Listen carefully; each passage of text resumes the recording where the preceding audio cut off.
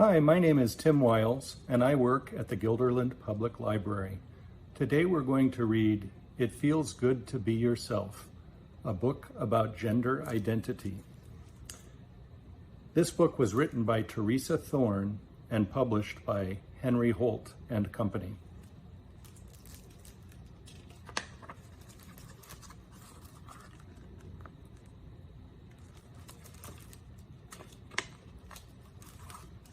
This is Ruthie.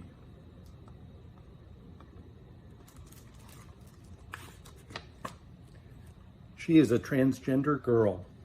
That means when she was born, everyone thought she was a boy until she grew a little older, old enough to tell everyone that she's actually a girl. Girl is Ruthie's gender identity.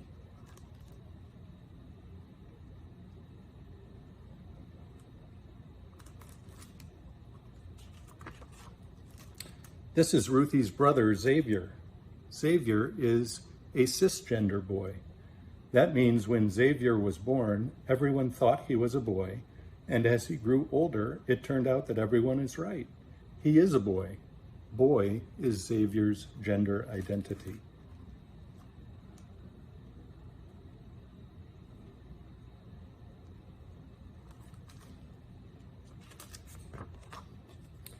There are so many different ways to be a boy or a girl, too many to fit in a book, but not everyone feels like either a boy or a girl.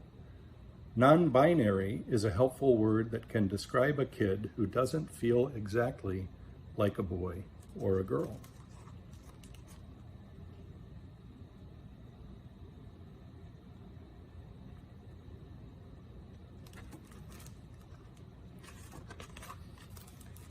This is Ruthie's friend Alex.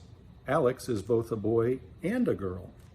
When Alex was born, everyone thought Alex was a girl, but Alex is both boy and girl. This is Alex's gender identity.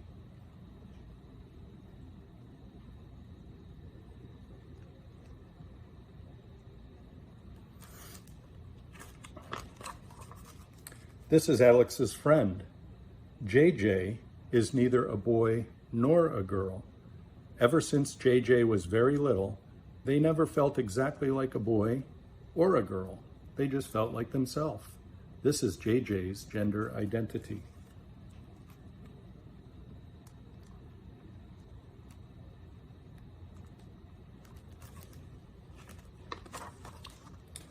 Alex and JJ are both non-binary.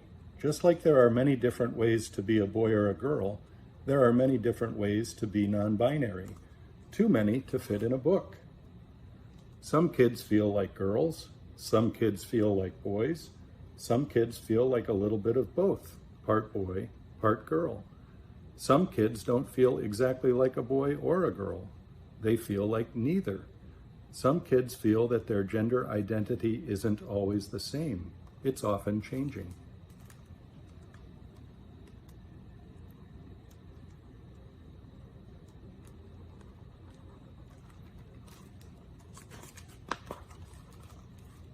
And even with all these possible ways to be, some kids don't feel any of the words they know fit them exactly right. There are a never-ending number of ways to be yourself in the world.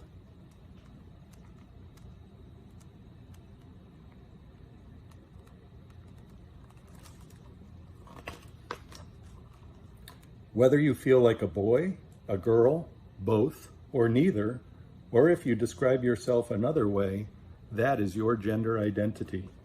Your gender identity might match what people thought you were when you were born, or it might not.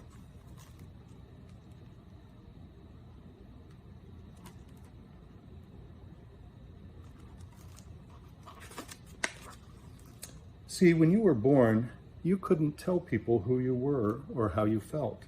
They looked at you and made a guess. Maybe they got it right, maybe they got it wrong. What a baby's body looks like when they're born can be a clue to what the baby's gender will be, but not always.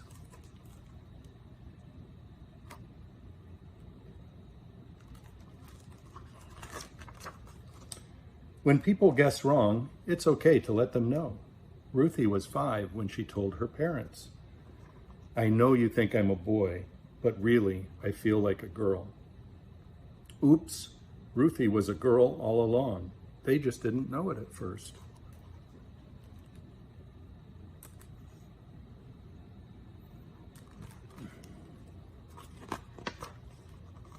When people guess right, it's also okay to let them know. Xavier was 3.5 when he told his family, I'm a boy. I like being a boy.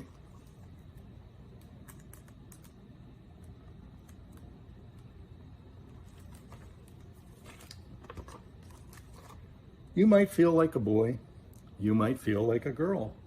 You might feel like both boy and girl, or like neither. You might feel like your gender changes from day to day or from year to year. You might feel that none of these words describes you perfectly. You might not be sure yet. Maybe you're still figuring it out.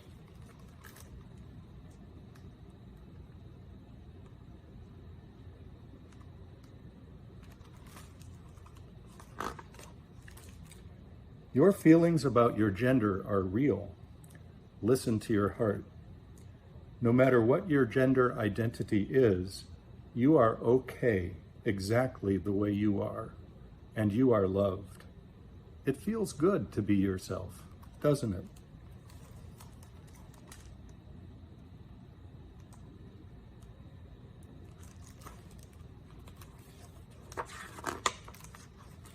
The end.